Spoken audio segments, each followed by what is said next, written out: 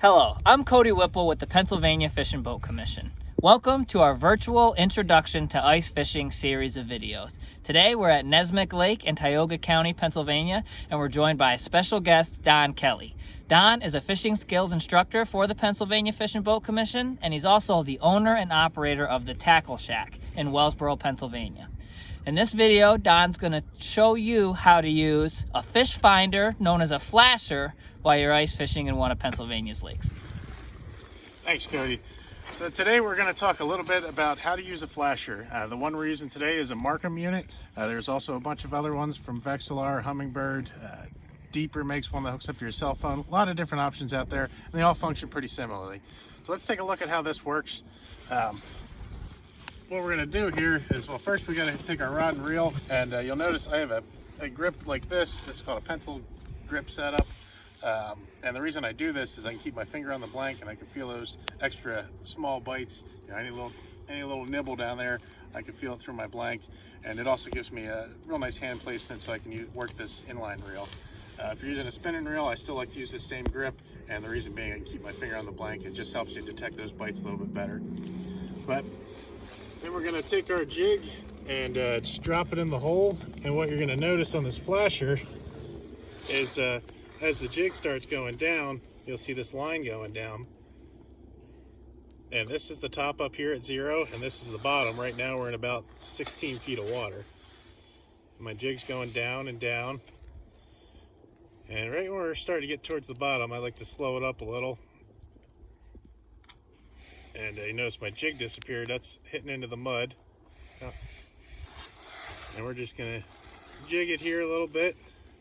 These fainter lines down here are likely fish, either bluegills or perch hanging out on the bottom. And we're gonna just keep working this until we can entice one to come up and bite. And what I'll do is drop it down and pull it up a little, sometimes bring it up a little higher, make it look like a bug that's getting away. This guy's being finicky now.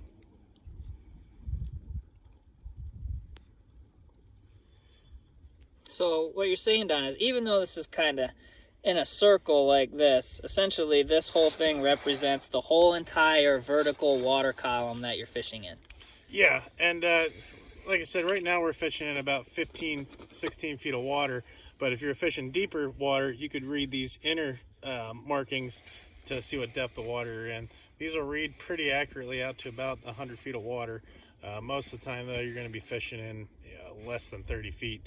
Particularly in this lake here, we're only going to be in about 15 to 18 at the most. So it seems like there's tons of options when it comes to fish finders, like flashers and cameras and stuff like that. If you're just starting to get into ice fishing, what type of fish finder would you recommend? A flasher like this, or maybe even a camera? So the first thing I would look for is a flasher like this, and whether you buy a used one or a brand new one, that's up to you.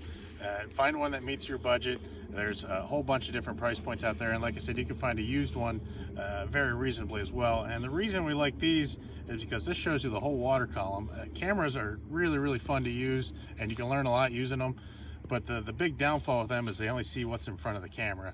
So if you drop it down to 20 feet and if you're seeing fish at 20 feet and a school of crappies comes in at 10 feet, you're never going to see those fish.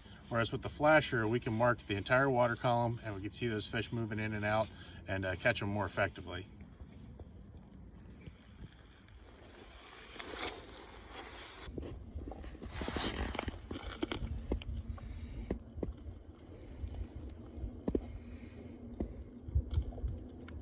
Oh, here they come.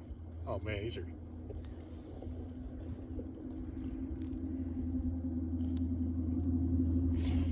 There we go.